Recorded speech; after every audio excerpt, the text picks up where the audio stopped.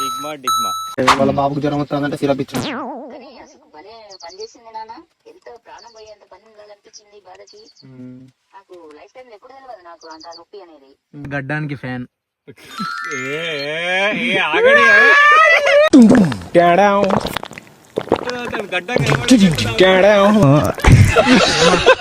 Alpha ఏమంటున్నా వేసుకోవాలి అంతే.